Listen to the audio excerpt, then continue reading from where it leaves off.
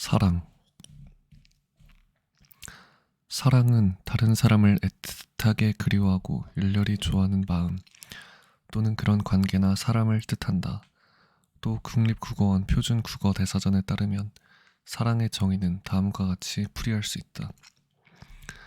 어떤 사람이나 존재를 몹시 아끼고 귀중히 여기는 마음 또는 그런 일, 어떤 사물이나 대상을 아끼고 소중히 여기거나 즐기는 마음 또는 그런 일, 남을 이해하고 돕는 마음 또는 그런 일, 남녀간에 그리워하거나 좋아하는 마음 또는 그런 일, 성적인 매력에 이끌리는 마음 또는 그런 일, 열렬히 좋아하는 대상. 어형 및 어원. 한국어에서 사랑을 나타내는 표현으로는 현재까지 쓰이는 사랑하다 말고도 옛말인 과다, 닿다, 어르다 등이 존재한다.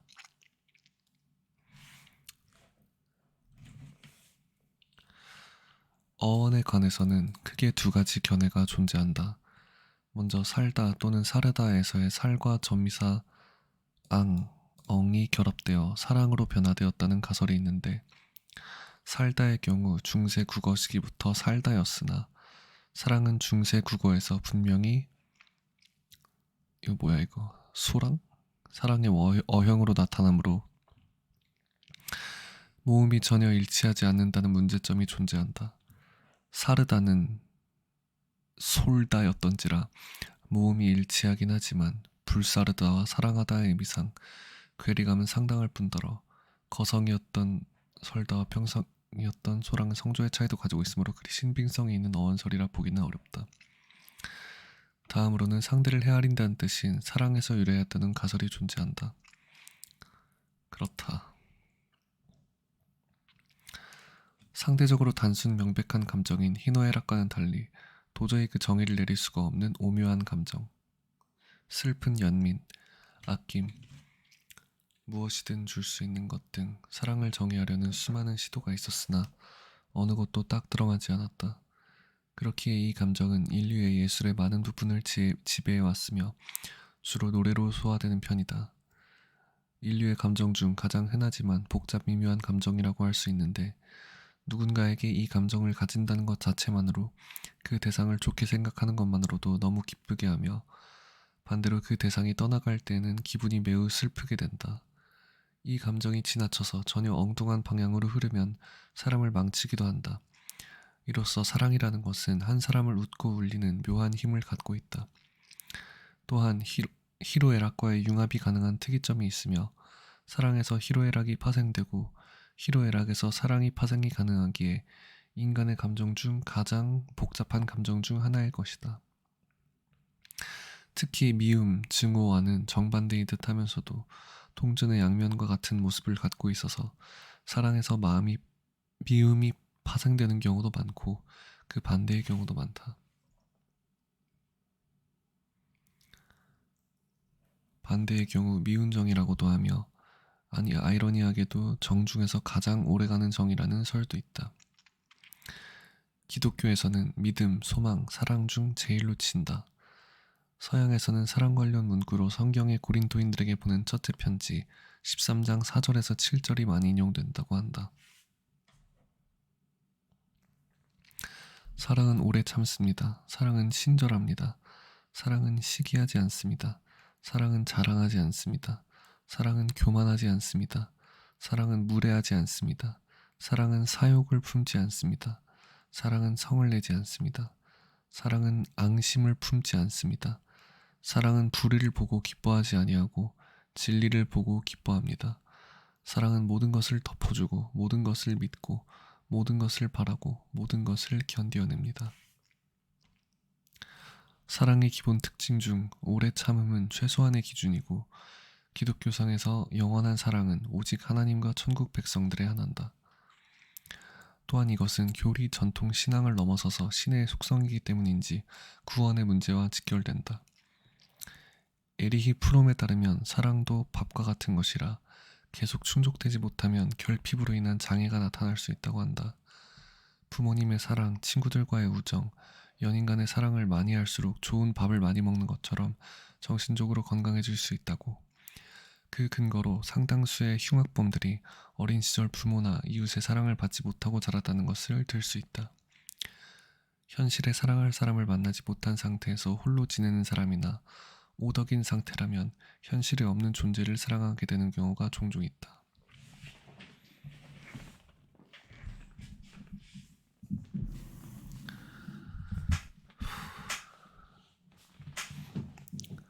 증오와 더불어 인간의 정신에 영향을 매우 크게 끼치는 감정 중 하나이다. 감정의 크기가 매우 거대하기 때문에 한방 제대로 사랑에 빠져버리면 이성을 마비시켜버리고 정상적인 판단이 불가능해진다고도 해도 과언이 아닐 정도. 사랑 때문에 온갖 구질구질한 모습 다 보여가면서 매달리거나 스토킹과 데이트 폭력을 비롯한 범죄까지 일어난다는 점을 상기해보자. 원리. 여타할 다른 감정, 기쁨, 슬픔, 분노에 비해서 육체적으로 나타나는 증거들이 상당히 많은 편인데 사랑을 느낄 때 호르몬 활동이 매우 강해진다. 사랑에 빠지게 되면 뇌에서 여러 화학 물질들이 분비되는데 페로몬, 도파민, 노르에피네프린, 세로토닌, 옥시토신, 바소프레신 등이다. 사랑하는 사람과 껴안거나 단순히 애인의 사진을 보는 것만으로도 체내에서의 옥시토신이라는 호르몬이 분비되어 두통에 대한 진통제 역할을 한다. 생화학적으로는 뇌 번연계에서 분비하는 페닐에틸아민이 작용하는 형상인데 이건 각성제인 천연 암페타민의 일종이다. 페닐에틸아민이 1착이라서 그렇지 다른 호르몬들도 작용하는데 그 호르몬이란 게 아드레날린, 도파민, 엔돌핀, 옥시토신, 세로토닌 같은 호르몬들로 각성제에 사용되곤 하는 물질들이다. 사랑은 마약이다라는 표현이 사실 마약이 사랑을 흉내낸 것이니 반대가 된 셈이다. 다만 이 페닐에틸아민의 분비는 유통기한이 있어서 일반적으로 2년을 넘기지 못한다. 이것도 개인차가 있어서 상당수는 3개월이면 끝이고 좀 길게 가는 경우는 3년까지 간다. 둘이 동시에 불꽃이 튀었다가 한 사람은 3개월에 끝나고 다른 한 사람은 2년, 3년을 가면 그때부터 비극이 생기는 것. 그 기간이 지나면 약물에 쩔어있던 뇌가 다시 정신줄을 잡게 된다는 이야기다. 콩깍지 off. 이때부터 사랑은 화학의 단계는 끝나고 사회학의 단계로 넘어가게 되는 것이다. 다소 낙관적이지만 이 2년 반의 기간이 상대와의 유대, 친밀감을 쌓고 다지기 위해 있는 것이며 이때를 잘 지낸 커플은 인코 커플이 되는 것이고 그렇지 않은 커플은 호르몬의 약발이 떨어지고 나면 들뜬 상태에서 한순간에 가라앉아 권태기에 빠지게 되는 것이라는 의견도 있다. 이때 페닐에틸아민의 분비가 줄어들지만 옥시토신이 활발하게 분비되면서 서로에게 편안함을 가지게 된다. 하지만 이 페닐에틸아민을 평생 분비하는 부부도 꽤나 존재한다고 한다. 그러니까 결국은 천생연분을 찾으란 소리. 근데 이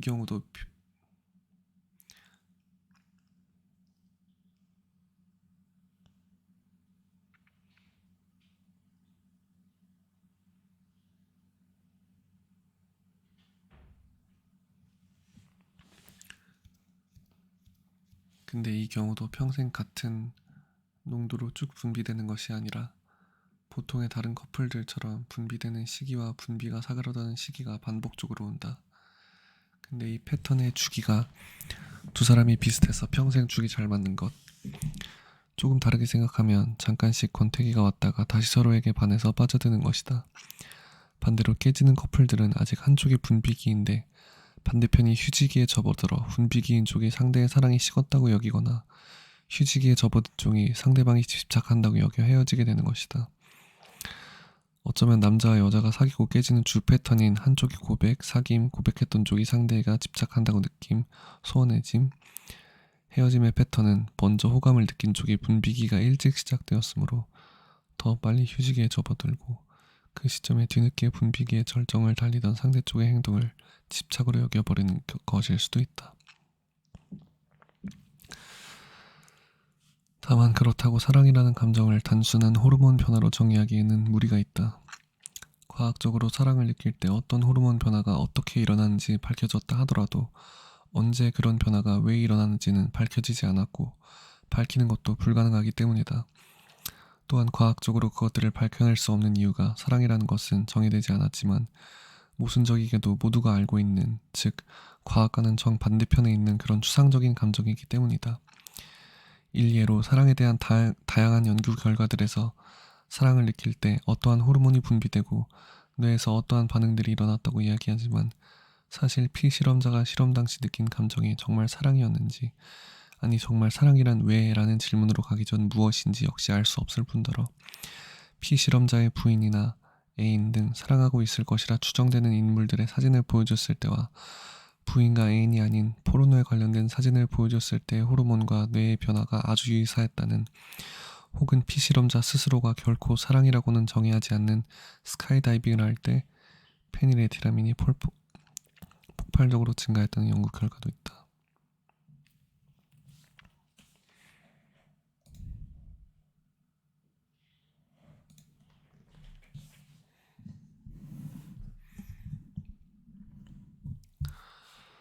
즉, 사랑에 대한 호르몬 연구 결과들 역시 많은 사람들 자신이 사랑을 느낀다고 정의하는 순간 뇌와 호르몬 변화에 있어서 비슷한 형태를 보이는 것이 페닐에티라민, 페로몬,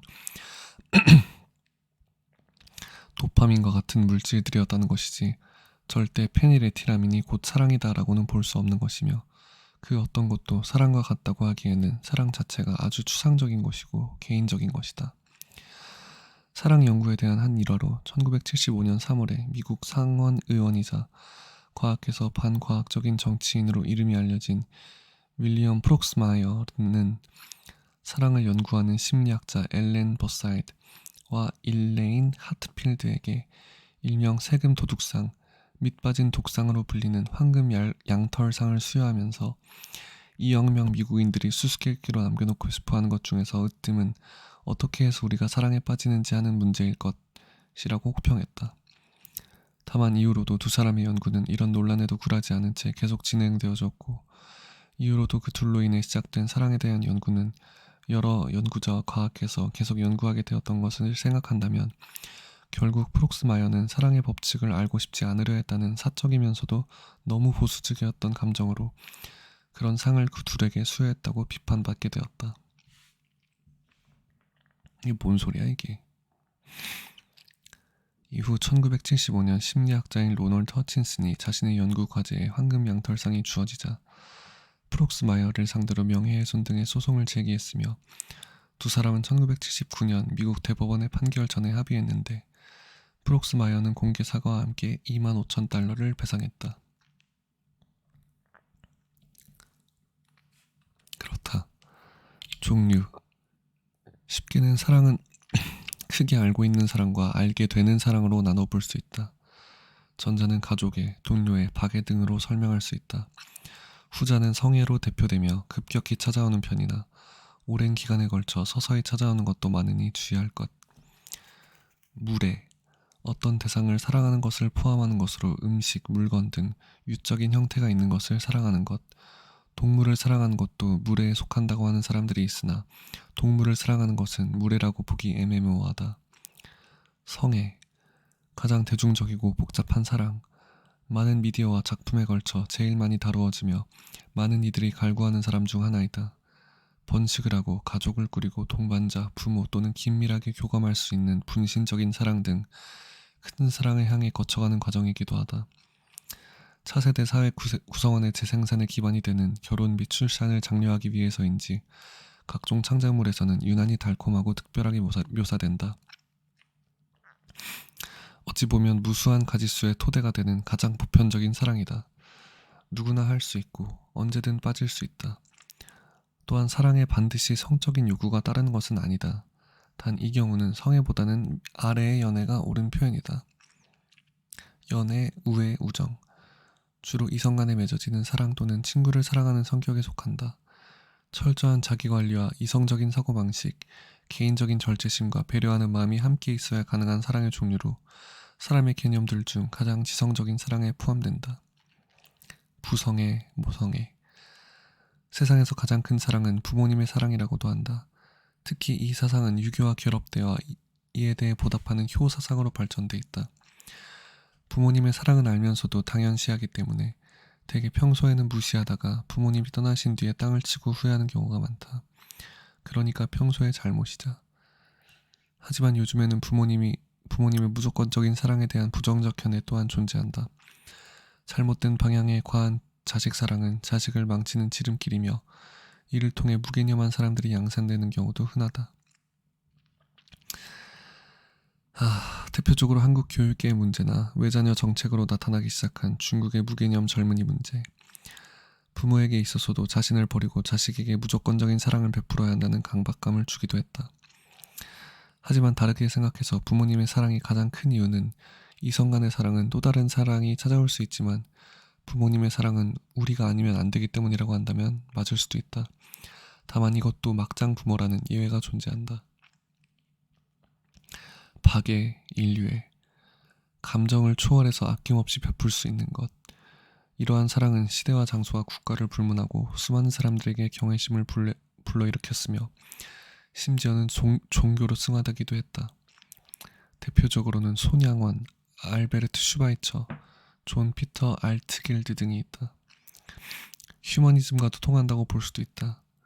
물론 지구에 사는 사람들 모두가 성인은 아니기에 흔히 볼 수 있는 종류의 사랑은 아니다. 그러나 잊을만 하면 간간히 등장하여 사람들에게 훈훈함과 희망을 가져다 주곤 한다.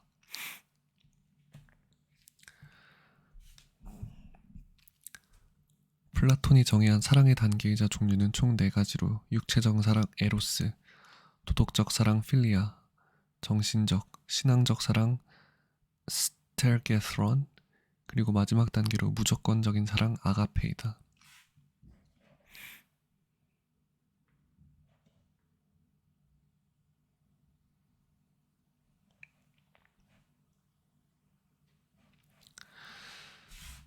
플라톤의 주장을 따르자면 사랑은 육체적인 사랑에서 무조건적인 사랑으로 서서히 발전해 간다고 한다.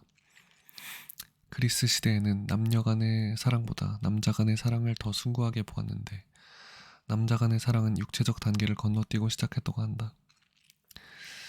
그런데 이 이야기는 기독교적 윤리관에 입각한 근대 서양 학자들의 주장으로 실제로 고대 그리스의 유적에서 발굴되는 암포라 등에는 동성 간의 육체적인 사랑을 노골적으로 묘사한 것들도 있으니 꼭 그렇지도 않다고 한다. 거기에 사랑에 대해 논의한 플라톤의 향연 같은 작품에서도 남자끼리의 성관계를 암시하는 구절이 있으며 그다지 부정적으로 보지도 않는다. 그리스인들이 남자들끼리의 사랑을 더 고귀하게 여긴 이유는 그 당시에는 사랑과 짐승을 구분하는 이성을 남성만이 지니고 있다고 생각했기 때문이다. 즉, 여자를 제대로 된 사람 취급도 해주지 않는 심각한 성차별적인 사회였기에 가능한 일이라는 것. 예수가 제자인 베드로에게 자신을 사랑하는지를 3번을 물어보았는데 이는 각각 도덕적, 정신적, 무조건적인 사랑을 의미하는 것이라는 주장이 있다. 후세의 한글 번역 중 이것이 무조건 사랑이라는 한 단어로 번역되어 일부 사람들이 오해하였을 수 있다는 것. 신약성서 사본들은 당시의 대중적인 언어인 그리스어로 기록되어 각각 사랑이란 말이 다르게 써져 있긴 하다. 허나 당시 팔레스타인 지방에서 쓰던 언어 중 히브리어는 사랑의 한 단어이다. 이 주장이 모든 사람이 납득할 만한 이유가 되지 않는 이유.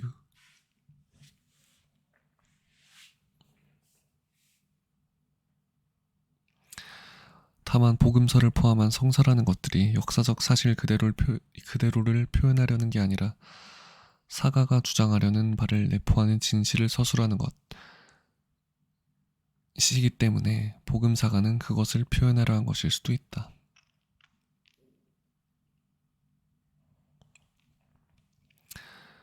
다양하게 있는 편이지만 가장 완벽한 사랑은 위에 적힌 모든 사랑들 중 하나라도 완벽하면서 조화롭게 존재할 때 가장 진정한 의미의 완벽한 사랑이라고 볼 수 있다.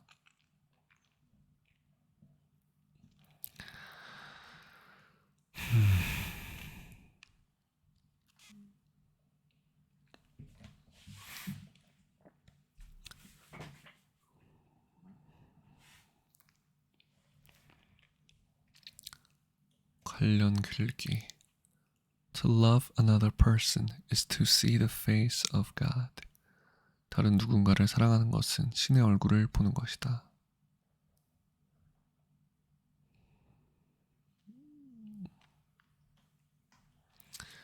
Because love is such an old-fashioned word, and love dares you to care for the people on the edge of the night, and love dares you to change our way of caring about ourselves. 퀸의 노래네.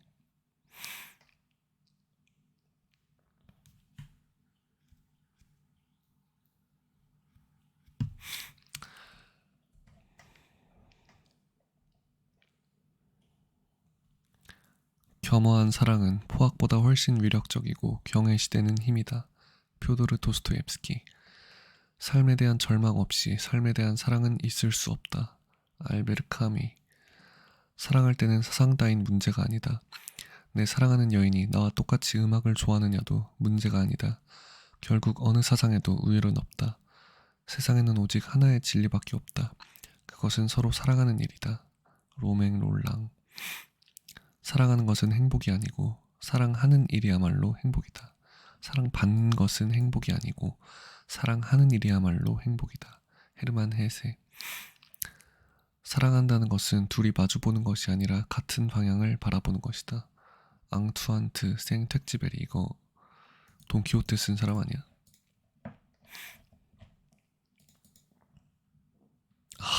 어린 왕자 쓴 사람이네. 하하. 돈키호테가 아니었네. 사랑이란 무한한 관용, 자세한 것에서 오는 법열, 무의식적인 찬미, 완전한 자기만각. 영원히 사랑하지 않는 자는 사랑하는 자가 아니다. 사랑하라. 인생에서 좋은 것은 그것뿐이다. 창조하기 위해서는 역동적인 힘이 있어야 하는데 어떤 힘이 사랑보다 더 유력한가? 오, 사랑은 우리를 행복하게 만든다. 오, 사랑은 우리를 풍요하게 만든다. 하인리히 하이네. 어버이가 자식을 사랑하는 일이야말로 전혀 이해를 초월한 유일한 질서이다. 서머셋 몬. 사랑은 마음의 손꽃이자 독이요. 그 손꽃이자 독은 인생의 시작이요. 사랑을 하게 되면 자신을 속임으로써 시작하여 다른 사람을 속임으로써 끝맺는다. 그것이 이른바 로맨스다. 오스카 와일드. 기갈과 사랑이 이 세상의 두 개의 촉이다. 인간은 모두 사랑과 기갈을 축으로 하여 돌고 있다. 어려운 점은 사랑의 기술이 아니라 사랑받는 기술이다. 알퐁스 토데. 사랑의 1페니 무게는 법의 1파운드만큼의 가치가 있다. 티 풀러. 여자에게는 사랑 이외의 인생의 즐거움은 없다. 비 브라우닝.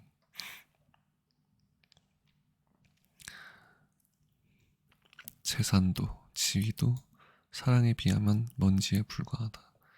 윌리엄 이워트 글래드스턴. 사랑받고 싶다면 사랑하라. 그리고 사랑스럽게 행동하라. 벤저민 프랭클린. 사랑엔 국경도 나이도 없다. 그대를 사랑하는 자는 그대를 울릴 것이다. 아르헨티나의 속담. 슬기는 사랑의 첩경이다. 유럽의 속담. 무엇을 믿지 않으면 아무도 남을 사랑하지 않는다. 나이지리아의 속담.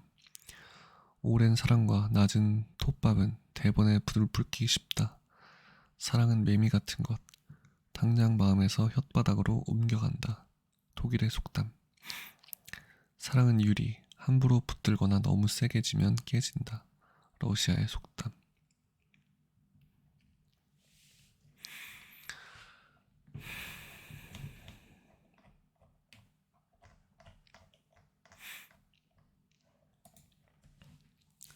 종교, 기독교. 동족에게 앙심을 품어 원수를 갚지 마라. 네 이웃을 네 몸처럼 아껴라. 나는 야훼이다. 레위기 19장 18절. 남에게 해야 할 의무를 다하십시오. 그러나 아무리 해도 다할 수 없는 의무가 한 가지 있습니다. 그것은 사랑의 의무입니다. 남을 사랑하는 사람은 이미 율법을 완성했습니다. 간음하지 말라, 살인하지 말라, 도둑질하지 말라, 탐내지 마라. 한 계명이 있고 또 그 밖에도 다른 계명이 많이 있지만 그 모든 계명은 내 이웃을 내 몸같이 사랑하여라 이 한마디로 요약될 수 있습니다. 이웃을 사랑하는 사람은 이웃에게 해로운 일을 하지 않습니다. 그러므로 사랑한다는 것은 율법을 완성하는 일입니다. 로마서 13장 8절에서 10절. 나는 너희에게 새 계명을 주겠다. 서로 사랑하여라. 내가 너희를 사랑한 것처럼 너희도 서로 사랑하여라. 너희가 서로 사랑하면 세상 사람들이 그것을 보고 너희가 내 제자란 것을 알게 될 것이다. 요한의 복음서 13장 34절에서 35절.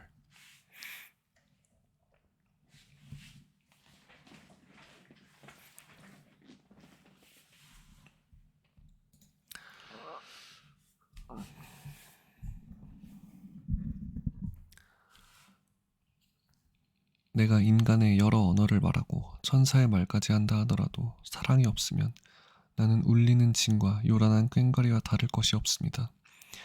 내가 하나님의 말씀을 받아 전할 수 있다 하더라도 온갖 신비를 환히 꿰뚫어 보고 모든 지식을 가졌다 하더라도 산을 옮길 만한 완전한 믿음을 가졌다 하더라도 사랑이 없으면 나는 아무것도 아닙니다. 내가 비록 모든 재산을 남에게 나누어 준다 하더라도 또 내가 남을 위하여 불 속에 뛰어든다 하더라도 사랑이 없으면 모두 아무 소용이 없습니다. 사랑은 오래 참습니다. 사랑은 친절합니다. 사랑은 시기하지 않습니다. 사랑은 자랑하지 않습니다. 사랑은 교만하지 않습니다. 사랑은 무례하지 않습니다. 사랑은 사욕을 품지 않습니다. 사랑은 성을 내지 않습니다. 사랑은 앙심을 품지 않습니다. 사랑은 불의를 보고 기뻐하지 아니하고 진리를 보고 기뻐합니다. 사랑은 모든 것을 덮어주고 모든 것을 믿고 모든 것을 바라고 모든 것을 견디어냅니다. 사랑은 가실 줄을 모릅니다. 말씀을 받아 전하는 특권도 사라지고 이상한 언어를 말하는 능력도 끊어지고 지식도 사라질 것입니다. 우리가 아는 것도 불완전하고 말씀을 받아 전하는 것도 불완전하지만 완전한 것이 오면 불완전한 것은 사라집니다. 내가 어렸을 때에는 어린이의 말을 하고 어린이의 생각을 하고 어린이의 판단을 했습니다. 그러나 어른이 되어서는 어렸을 때의 것들을 버렸습니다. 우리가 지금은 거울에 비추어 보듯이 희미하게 보지만 그때에 가서는 얼굴을 맞대고 볼 것입니다. 지금은 내가 불완전하게 알 뿐이지만 그때에 가서는 하나님께서 나를 아시듯이 나도 완전하게 알게 될 것입니다. 그러므로 믿음과 희망과 사랑, 이 세 가지는 언제까지나 남아있을 것입니다. 이 중에서 가장 위대한 것은 사랑입니다. 고린토인들에게 보낸 첫째 편지 13장 1절에서 13절.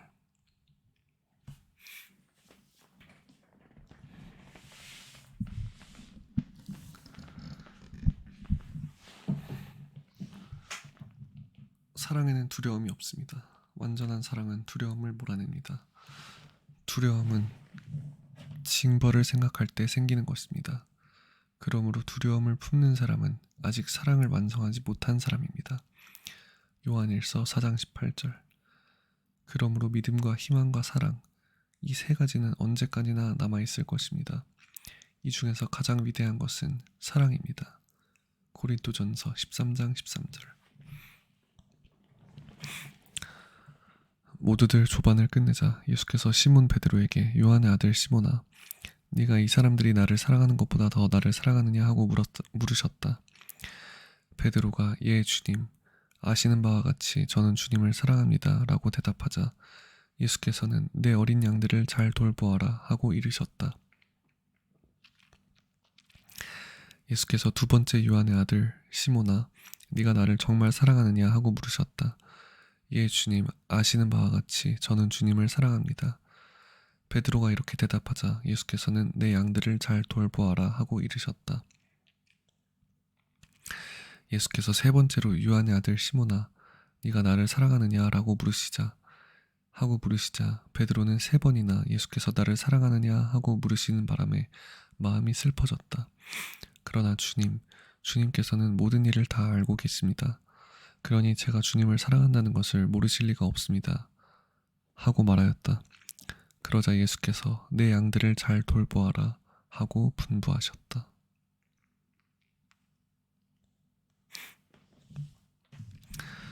그들 중 한 율법 교사가 예수의 속을 떠보려고 선생님, 율법서에서 어느 계명이 가장 큰 계명입니까? 하고 물었다. 예수께서 이렇게 대답하셨다. 내 마음을 다하고 목숨을 다하고 뜻을 다하여 주님이신 너희 하느님을 사랑하여라. 이것이 가장 크고 첫째 가는 계명이고 내 이웃을 내 몸같이 사랑하여라. 한 둘째 계명도 이에 못지않게 중요하다. 와. 이 두 계명이 모든 율법과 예언서의 골자이다. 마태복음 22장 35절에서 40절 말씀. 율법학자 한 사람이 와서 그들이 토론하는 것을 듣고 있다가 예수께서 대답을 잘하신 것을 보고 모든 계명 중에 어느 것이 첫째 가는 계명입니까? 하고 물었다. 예수께서는 이렇게 대답하셨다. 첫째 가는 계명은 이것이다. 이스라엘아 들어라. 우리 하나님은 유일한 주님이시다. 내 마음을 다하고 목숨을 다하고 생각을 다하고 힘을 다하여 주님이신 너의 하나님을 사랑하여라. 또 둘째 가는 계명은 내 이웃을 내 몸같이 사랑하여라 한 것이다. 이 두 계명보다 더 큰 계명은 없다. 이 말씀을 듣고 율법학자는 그렇습니다, 선생님. 하나님은 한 분이시며 그 밖에 다른 이가 없다 하신 말씀은 과연 옳습니다. 또 마음을 다하고 지혜를 다하고 힘을 다하여 하나님을 사랑하는 것과 이웃을 제 몸같이 사랑하는 것이 모든 번제물과 희생 제물을 바치는 것보다 훨씬 더 낫습니다. 하고 대답하였다. 예수께서는 그가 슬기롭게 대답하는 것을 보시고 너는 하나님 나라에 가까이 와 있다 라고 말씀하셨다. 그런 일이 있은 뒤에는 감히 예수께 질문하는 사람이 없었다. 마르코의 복음서 12장 28절에서 31절.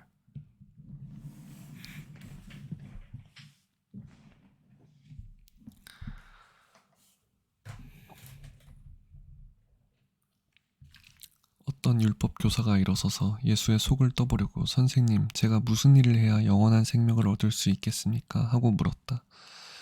예수께서는 율법서에 무엇이라고 적혀 있으며 너는 그것을 어떻게 읽었느냐 하고 반문하셨다. 네 마음을 다하고 네 목숨을 다하고 네 힘을 다하고 네 생각을 다하여 주님이신 내 하나님을 사랑하여라. 그리고 내 이웃을 내 몸같이 사랑하여라 하였습니다. 이 대답에 예수께서는 옳은 대답이다. 그대로 실천하여라. 그러면 살 수 있다. 하고 말씀하셨다.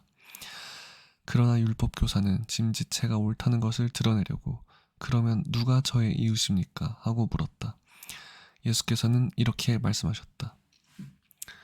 어떤 사람이 예루살렘에서 예리고로 내려가다가 강도들을 만났다. 강도들은 그 사람이 가진 것을 모조리 빼앗고 마구 두들겨서 반쯤 죽여놓고 갔다. 마침 한 사제가 바로 그 길로 내려가다가 그 사람을 보고는 피해서 지나가 버렸다. 또 레위 사람도 거기까지 왔다가 그 사람을 보고 피해서 지나가 버렸다. 그런데 길을 가던 어떤 사마리아 사람은 그의 옆을 지나다가 그를 보고는 가엾은 마음이 들어 가까이 가서 상처에 기름과 포도주를 붓고 싸매어 주고는 자기 나귀에 태워 여관으로 데려가서 간호해 주었다. 다음날 자기 주머니에서 돈 2데나리온을 꺼내어 여관 주인에게 주면서 저 사람을 잘 돌보아 주십시오. 비용이 더 들면 돌아오는 길에 갚아드리겠소 하며 부탁하고 떠났다. 자, 그러면 이 세 사람 중에서 강도를 만난 사람의 이웃이 되어준 사람은 누구였다고 생각하느냐? 율법교사가 그 사람에게 사랑을 베푼 사람입니다 하고 대답하자 예수께서는 너도 가서 그렇게 하여라 하고 말씀하셨다. 루카의 복음서 10장 25절에서 37절. 그 유명한 선한 사마리아인의 비유이다. 내가 반기는 것은 재물이 아니라 사랑이다. 재물을 바치기 전에 이 하나님의 마음을 먼저 알아다오. 호세아 6장 6절.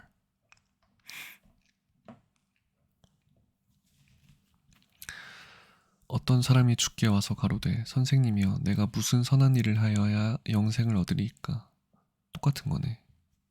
아니네. 예수께서 가라사대 어찌하여 선한 일을 내게 묻느냐? 선한 이는 오직 한 분이시니라. 네가 생명에 들어가려면 계명들을 지키라. 가로되 어느 계명이 오니까? 예수께서 가라사대 살인하지 말라, 간음하지 말라, 도적질하지 말라, 거짓 증거하지 말라, 네 부모를 공경하라, 네 이웃을 네 몸과 같이 사랑하라 하신 것이니라. 그 청년이 가로되 이 모든 것을 내가 지키었사오니 아직도 무엇이 부족하니이까? 예수께서 가라사대 네가 온전하고자 할진대 가서 네 소유를 팔아 가난한 자들을 주라.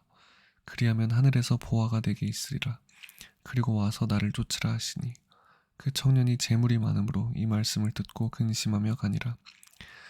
예수께서 제자들에게 이르시되 내가 진실로 너희에게 이르노니 부자는 천국에 들어가기가 어려우니라. 다시 너희에게 말하노니 낙타가 바늘기로 들어가는 것이 부자가 하나님의 나라에 들어가는 것보다 쉬우니라 하시니, 이건 사실상 불가능하다는 거잖아. 제자들이 듣고 몹시 놀라 이르되 그렇다면 누가 구원을 얻을 수 있으리까?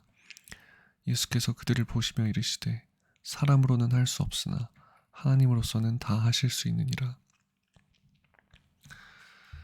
이에 베드로가 대답하여 이르되 보소서 우리가 모든 것을 버리고 주를 따라사온데 그런즉 우리가 무엇을 얻으리이까? 예수께서 이르시되 내가 진실로 너희에게 이르노니 세상이 새롭게 되어 인자가 자기 영광의 보좌에 앉을 때 나를 따르는 너희도 12 보좌에 앉아 이스라엘 12지파를 심판하리라. 또 내 이름을 위하여 집이나 형제나 자매나 부모나 자식이나 전토를 벌인 자마다 여러 배를 받고 또 영생을 상속하리라. 그러나 먼저 된 자로서 나중되고 나중된 자로서 먼저 될 자가 많으니라. 마태복음 19장 16절에서 24절.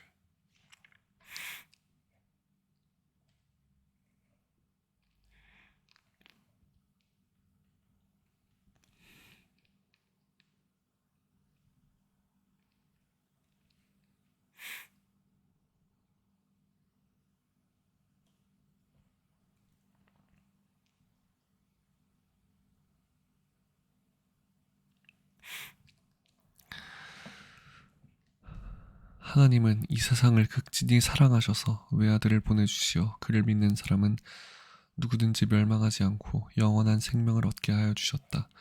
요한복음 3장 16절. 사랑하는 여러분에게 당부합니다. 우리는 서로 사랑합시다. 사랑은 하나님께로부터 오는 것입니다. 사랑하는 사람은 누구나 하나님께로부터 났으며 하나님을 압니다. 사랑하지 않는 사람은 하나님을 알지 못합니다. 하나님은 사랑이시기 때문입니다. 하나님께서 당신의 외아들을 이 세상에 보내주셔서 우리는 그분을 통해서 생명을 얻게 되었습니다. 이렇게 해서 하나님의 사랑이 우리 가운데 분명히 나타났습니다. 내가 말하는 사랑은 하나님에게 대한 우리의 사랑이 아니라 우리에게 대한 하나님의 사랑입니다. 하나님께서는 당신의 아들을 보내셔서 우리의 죄를 용서해 주시려고 제물로 삼으시기까지 하셨습니다. 사랑하는 여러분, 명심하십시오. 하나님께서 이렇게까지 우리를 사랑해 주셨으니 우리도 서로 사랑해야 합니다. 아직까지 하나님을 본 사람은 없습니다. 그러나 우리가 서로 사랑한다면 하나님께서는 우리 안에 계시고 또 하나님의 사랑이 우리 안에서 이미 완성되어 있는 것입니다. 요한일서 4장 8절. 우리가 서로 사랑한다면 하나님께서는 우리 안에 계시고 또 하나님의 사랑이 우리 안에서 이미 완성되어 있는 것입니다.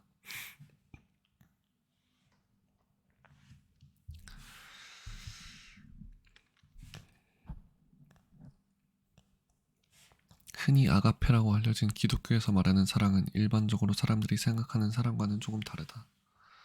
사람들은 일반적으로 자신의 마음에 드는 상대는 좋아하고 자신의 마음에 들지 않는 상대는 좋아하지 않는다. 이러한 현상이 일어나는 이유는 사람들 마음속에 내가 무엇을 원한다는 자기중심적인 가치관에 깊숙이 뿌리박혀 있고 자신의 기준에 맞지 않는 것이 보이면 그것에 대해 혐오하는 감정이 들기 때문이다. 따라서 기독교의 가르침상 아무리 자식을 향한 부모의 사랑이라고 할지라도 믿음이 없이는 거기에 자기중심적인 동기가 섞여 들어갈 수밖에 없기 때문에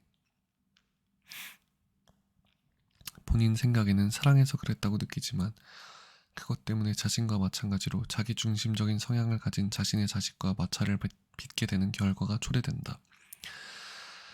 사람의 이러한 자기중심적 성향은 피부에 꽂힌 낚싯바늘과 유사한데 오냐오냐 하고 상대방 귀에 듣기 좋은 소리를 하게 되면 낚싯바늘을 누를 때 낚싯바늘을 거스르는 건 없으나 낚싯바늘이 피부에 더 깊이 박히게 되듯이 상대방의 자기중심적 가치관이 더욱 강화되고 직설적으로 상대방의 귀를 거스르는 감정 섞인 말을 툭 던지면 꽂힌 낚싯바늘을 확 당겼을 때 아프기만 하고 빠지지는 않듯이 상대방의 잘못된 부분은 교정되지 않고 상대방의 반감만 사게 된다.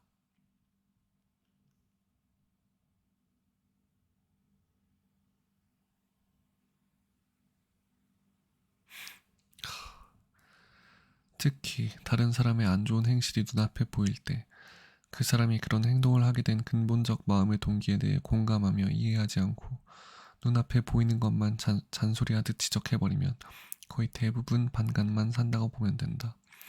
죄에 붙들려 있는 사람은 스스로를 객관적으로 볼 수 없기 때문인데, 따라서 십자가에서의 사랑을 모르거나 잊어버린 것 같은 근본적인 마음의 동기에 대한 회개를 유도하는 것이 우선시되어야 한다.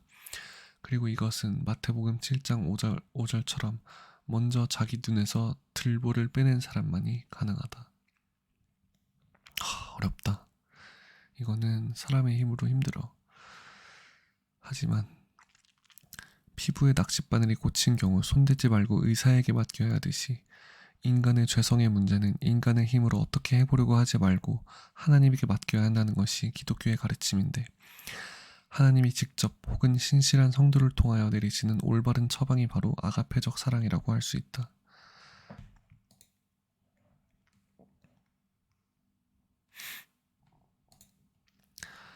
사람의 아가페적 사랑은 자신의 자기중심적인 마음들은 회개하여 완전히 없어지고 성령으로부터 오는 선함만이 마음에 가득한 상태를 말한다.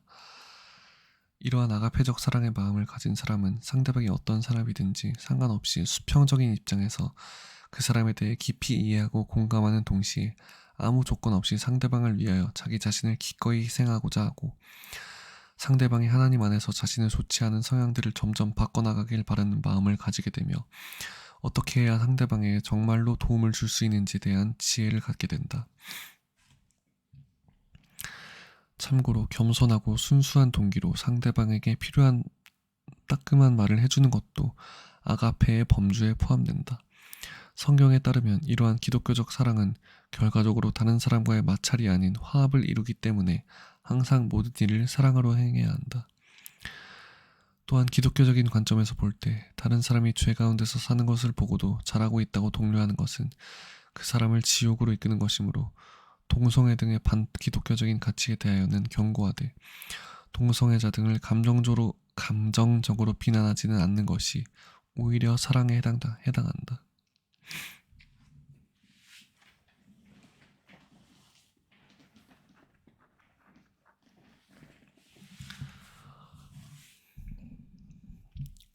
철학. Love is a decision. It is a judgment. It is a promise.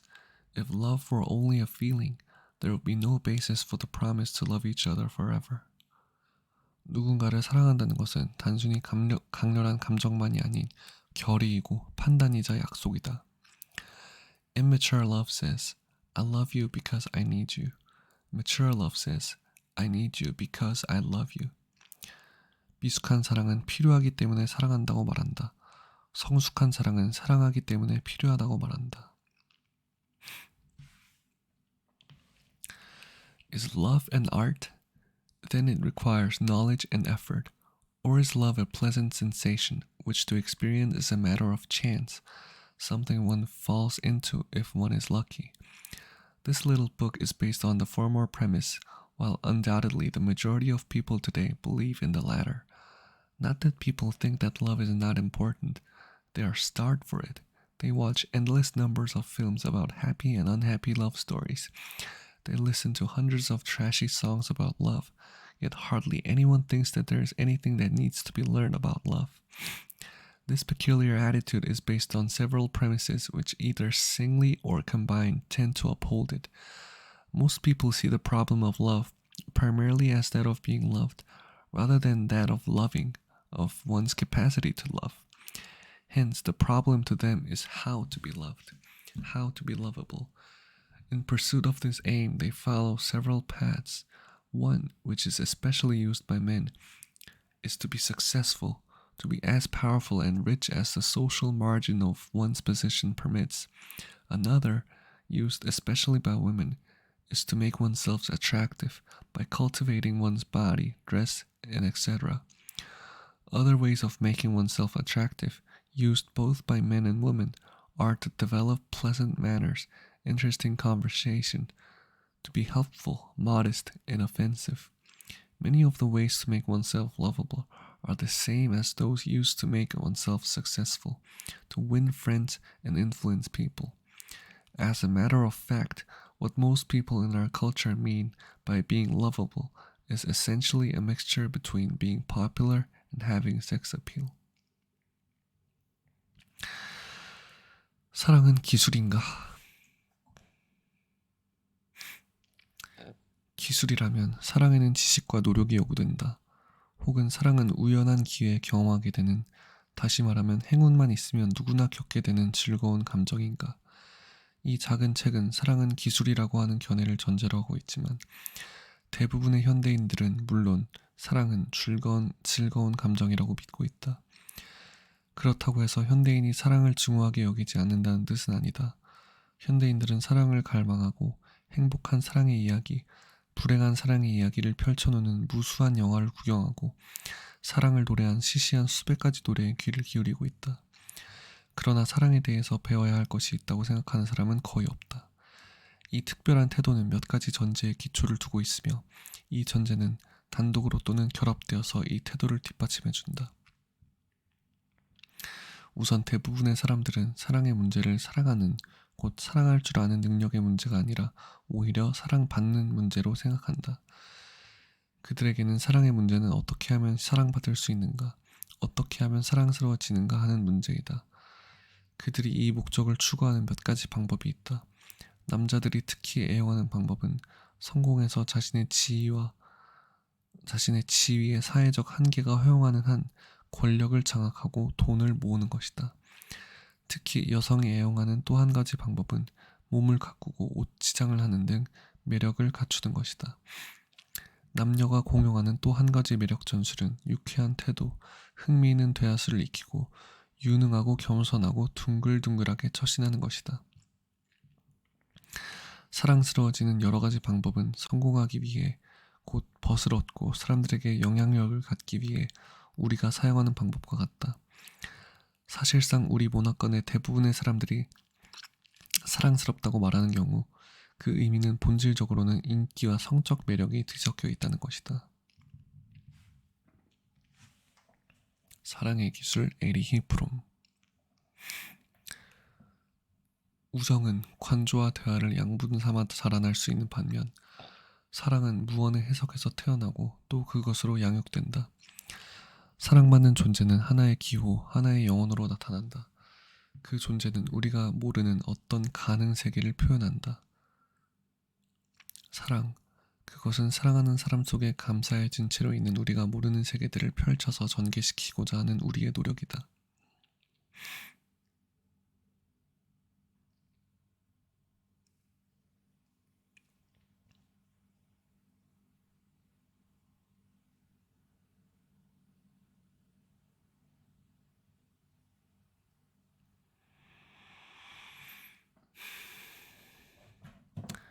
He who knows nothing, loves nothing.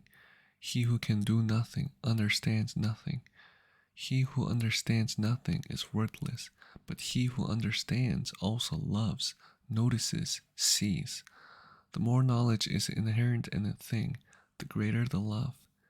Anyone who imagines that all fruits ripen at the same time as the strawberries knows nothing about grapes. 아무것도 모르는 자는 아무것도 사랑하지 못한다. 아무 일도 할 수 없는 자는 아무것도 이해하지 못한다. 아무것도 이해하지 못하는 자는 무가치하다. 그러나 이해하는 자는 사랑하고 주목하고 파악한다. 한 사물에 대한 고유한 지식이 많으면 많을수록 사랑은 더욱더 위대해진다. 모든 열매가 딸기와 동시에 익는다고 생각하는 자는 포도에 대해 아무것도 모른다. 파라켈소스. 인이란 사람을 사랑하는 것이다. 공자.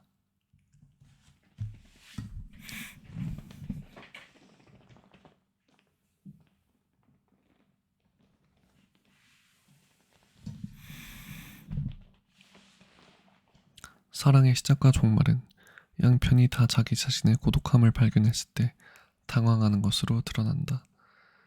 자기 이외의 인간들이 지금 있는 그대로 존재하고 있음을 믿는 일, 그것이 사랑이다. 사랑은 돈으로 살 수 없기 때문에 틀림없이 돈이 사랑을 망칠 것이다. Where there is love, there is life. 마하트마 간디. 사람이 있는 곳에 삶도 있는 법이다. 슬기 있는 자만이 사랑할 줄 안다. 루키우스 안나이우스 세네카. 사랑의 본질은 정신의 불이다. 에마누엘 스베덴보리. 불의 빛이 처음이듯이 늘 사랑이 지식의 시초이다. 토마스 칼라일. 연애의 초기에서는 여자는 애인을 사랑하고 다음에는 정사를 사랑한다. 이게 뭔 소리죠? 왜 마지막에 이런 말을?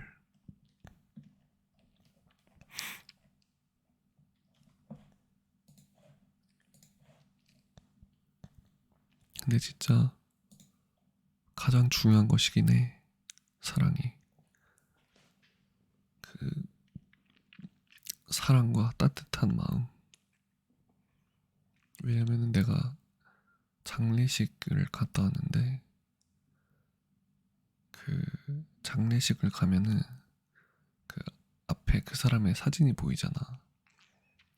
근데 그럼 뭐가 생각나냐면은 그 사람이 뭐 얼마나 대단했는지 그런 것보다 그 사람의 노력 뭐 업적 물론 그런 것들도 뭐 떠오르지.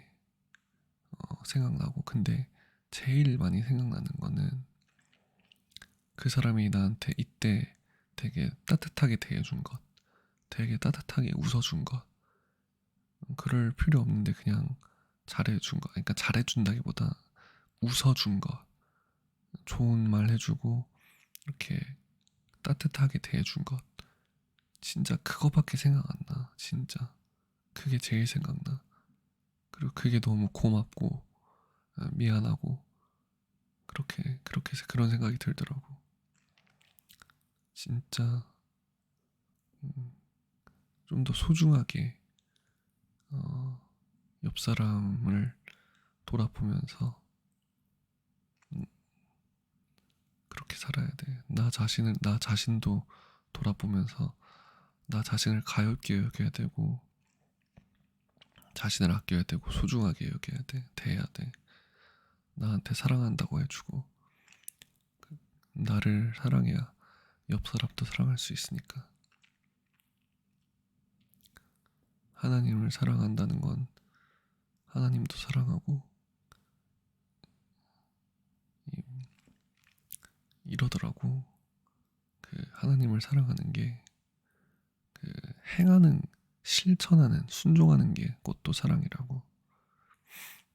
이게 정말 어려운 거야. 아무튼 이건 여기까지는 가지 말고 진짜 딱 하나.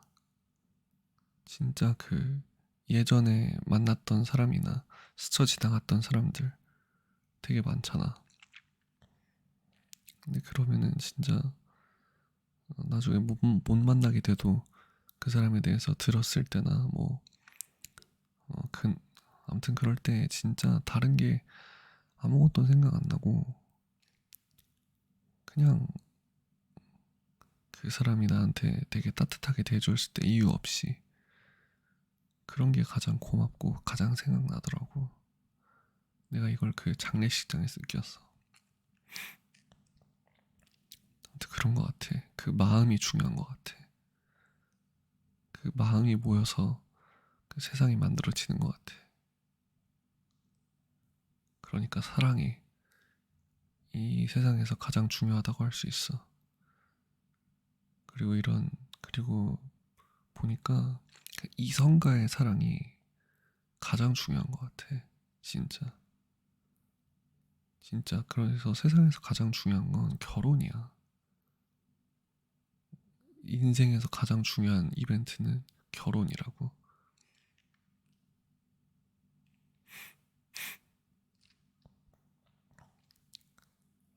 이게 뭐 연애 뭐 중요하지 않다 그러는데 엄청 중요해.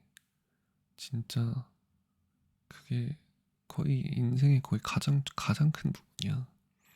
다른 그 어떠한 것보다. 아무튼 여기까지. 사랑하자. 사랑해.